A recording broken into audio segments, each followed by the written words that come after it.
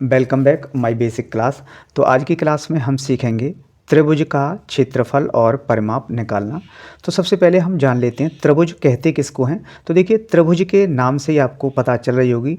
त्रि माने तीन और भुज माने भुजाएं, यानी वह आकृति जो तीन भुजाओं से घिरी हो उसको त्रिभुज कहते हैं।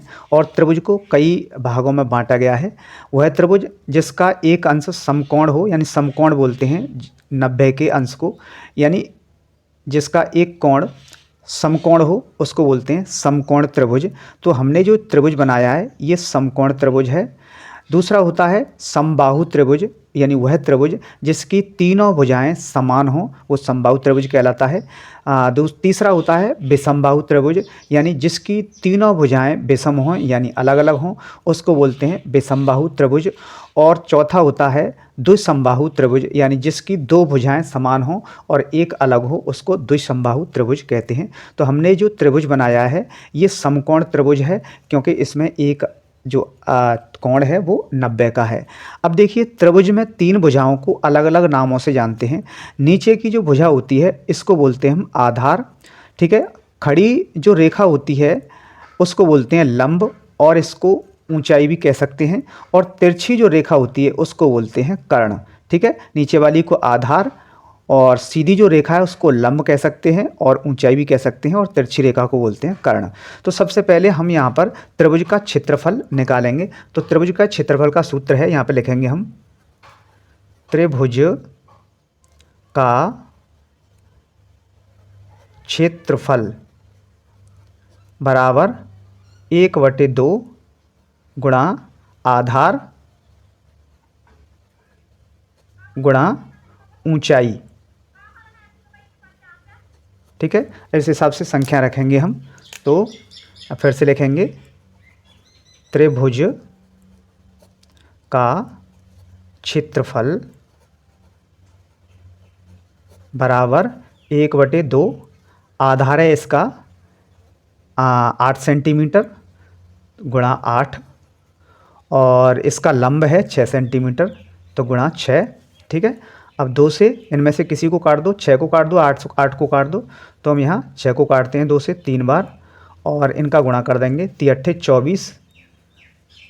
24 वर्ग सेंटीमीटर। हमेशा क्षेत्रफल जो है वर्ग सेंटीमीटर में आता है, तो ये हो गया 24 वर्ग सेंटीमीटर। इसका क्षेत्रफल आ चुका है।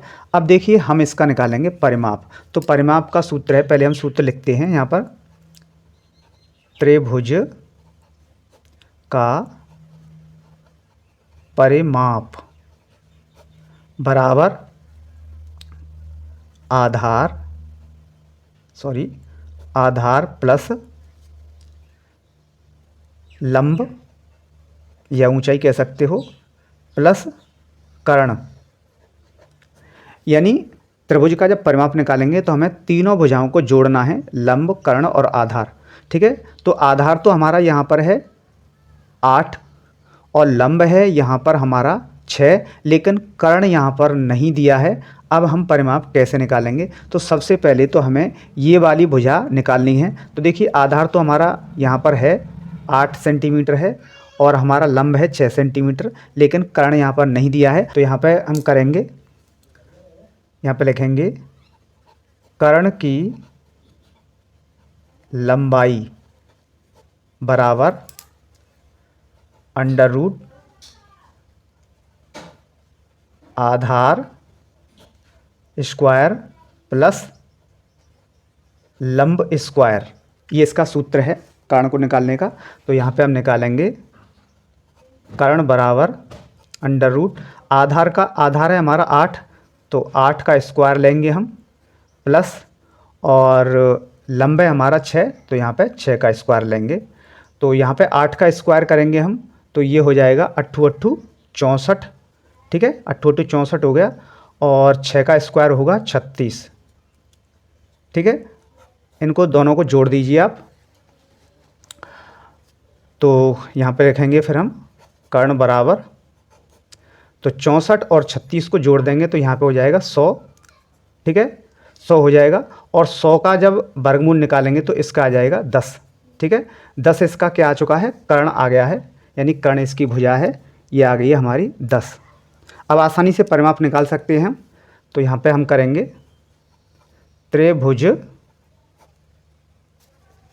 त्रिभुज का परिमाप बराबर, अब तीनों भुजाएं आ गई हैं हमारी। तो आधार है हमारा 8, लंब है हमारा 6 और कर्ण हमारा ये आ चुका है 10 सेंटीमीटर। तो तीनों को जोड़ दीजिए तो ये हो जाएगा 8 और 6 14 और 14 और 10 24। ठीक है, तो यहाँ पे 24। अब 24 ये वर्ग में नहीं आएगा, ये सिर्फ आपको सेंटीमीटर में लिखना है, 24 सेंटीमीटर। तो इसका आंसर आ चुका है। तो इसमें हमने दोनों सवाल क्लियर किए हैं। त्रिभुज का हमने क्षेत्रफल भी निकाला है और त्रिभुज का यहाँ पर हमने परिमाप भी निकाला है। तो वीडियो पसंद आया हो तो वीडियो को लाइक कर दें और चैनल पर पहली बार हो तो सब्सक्राइब करके बेल आइकन को ज़रूर प्रेस कर लें ताकि हर वीडियो का नोटिफिकेशन आपको मिलता रहे। फिर मिलता हूँ अगली क्लास में, तब तक के लिए जय हिंद।